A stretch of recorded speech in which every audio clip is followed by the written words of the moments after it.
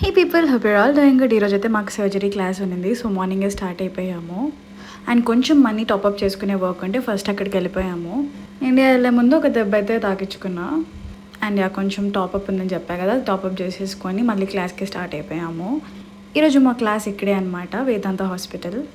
ఎవరు ముందు వెళ్ళినా వెళ్ళకపోయినా కనీసం టీచర్ కూడా రాకముందే నేను దివ్య మాత్రం ముందే వెళ్ళి కూర్చుంటాము. నాకు ఆ ఫుల్ స్లీవ్స్ యాప్రాన్ వల్ల అది చాలా మంట వచ్చేసింది. ఏం చేస్తాం, అడ్జస్ట్ అవ్వాలి.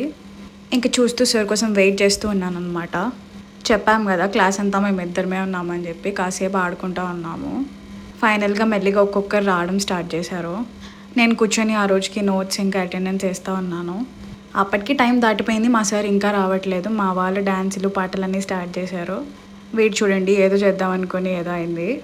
ఇంకా అలాగా సరదాగా అందరం మాట్లాడుకుంటూ ఉన్నాము. మా సార్ రాకపోవడం వల్ల ఎన్ని ఉపయోగాలు అప్పుడప్పుడు. కానీ మార్నింగే వెళ్ళాము, ఇంకా ఆ టైం అంతా ఫ్రీ టైం జస్ట్ వెళ్ళి మాట్లాడుకోవడానికి అయినట్టు అనిపించింది. ఇంకా చూడండి,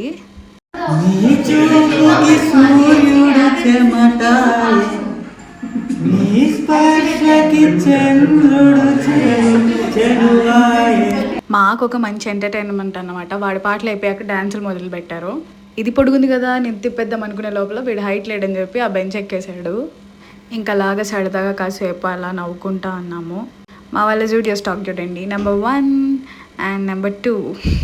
సో అట్లా ఫైనల్లీ మా సార్ రాలేదు, కొంచెం రాలేకపోతున్నాను, ఈరోజు క్లాస్ వద్దు రేపు మళ్ళీ తీసుకుంటానని చెప్పాడు. Don't forget to subscribe.